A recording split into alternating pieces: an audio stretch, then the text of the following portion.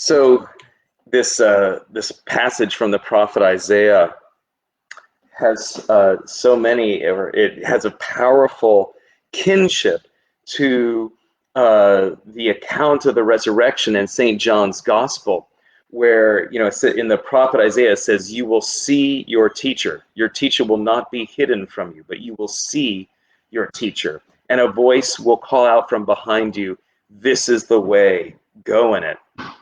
And so I think of, excuse me, I think of Mary Magdalene in the garden, and when Jesus calls her by name, she replies, "Rabboni," which teacher. And in the resurrection, in the risen Jesus, we see our teacher, the one who shows us the way of new and risen life. It's interesting, in the other Gospels, whenever anybody calls Jesus rabbi, that's a sign that they're about to be corrected or condemned, that they are not seeing Jesus correctly. But in John's Gospel, that title doesn't have that same sort of function in the narrative. So when Mary Magdalene calls out Rabboni, there's this evocation of the teacher with a capital T from the prophet Isaiah, the one who shows us a new way of living, a new way of seeing the world. The true way of seeing the world has that which is full of God's new creative power, and that we ourselves are invited to come into a relationship with God in which we are able to live into this new truth, this new reality of risen life. And so it says the voice will call from behind you saying, "This is the way," meaning kind of behind you saying, "Walk forward. That's the way. Go in it." In a sense, excuse me, Jesus interposes himself between Mary Magdalene and the tomb in the same way that the pillar of God's presence, the pillar of fire and the pillar of cloud of God's presence, interposed itself between the Egyptian army, the forces of slavery and death, and God's people.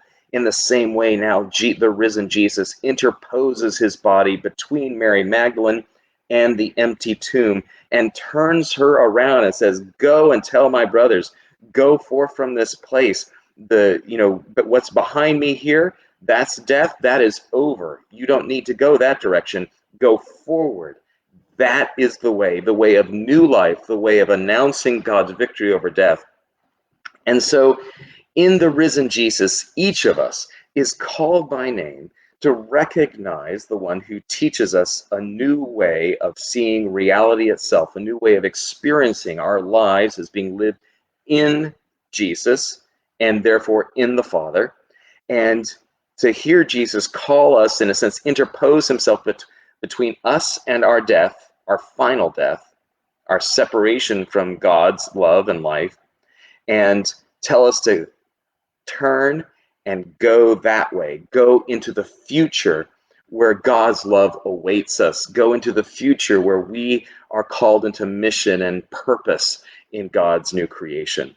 It's a beautiful image and a very powerful one. As we walk forward, we're called to go into that future without fear, knowing that what lies before us is life, and that God has blocked the way behind us to death.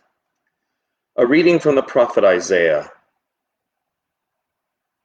The Lord waits to be gracious to you, therefore he will rise up to show mercy to you. For the Lord is a God of justice. Blessed are all those who wait for him. Truly, O people in Zion, inhabitants of Jerusalem, you shall weep no more. He will surely be gracious to you at the sound of your cry. When he hears it, he will answer you. Though the Lord may give you the bread of adversity and the water of affliction, yet your teacher will not hide himself any more, but your eyes shall see your teacher. And when you turn to the right or when you turn to the left, your ears shall hear a word behind you saying, "This is the way, walk in it." The word of the Lord. Thanks be to God.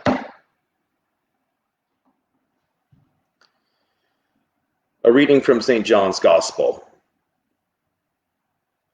Jesus said to Philip and the disciples, "If you love me, you will keep my commandments. And I will ask the Father, and he will give you another advocate to be with you forever. This is the Spirit of truth, whom the world cannot receive, because it neither sees him nor knows him. You know him, because he abides with you, and he will be in you. I will not leave you orphaned. I am coming to you. In a little while the world will no longer see me, but you will see me. Because I live, you also will live. On that day you will know that I am in my Father, and you in me, and I in you. They who have my commandments and keep them are those who love me, and those who love me will be loved by my Father, and I will love them and reveal myself to them." Judas, not Iscariot, said to him, excuse me, "Lord, how is it that you will reveal yourself to us and not to the world?" Jesus answered him, "Those who love me will keep my word, and my Father will love them, and we will come to them and make our home with them. Whoever does not love me does not keep my words, and the word that you hear is not mine, but is from the Father who sent me. I have said these things to you while I am still with you. But the Advocate, the Holy Spirit, whom the Father will send in my name, will teach you everything and remind you of all that I have said to you. Peace I leave with you, my peace I give to you. I do not give to you as the world gives. Do not let your hearts be troubled, and do not let them be afraid. You heard me say to you, I am going away, and I am coming to you. If you loved me, you would rejoice that I am going to the Father, because the Father is greater than I. And now I have told you this before it occurs, so that when it does occur, you may believe. I will no longer talk much with you, for the ruler of this world is coming. He has no power over me, but I do as the Father has commanded me, so that the world may know that I love the Father. Rise, let us be on our way." The word of the Lord.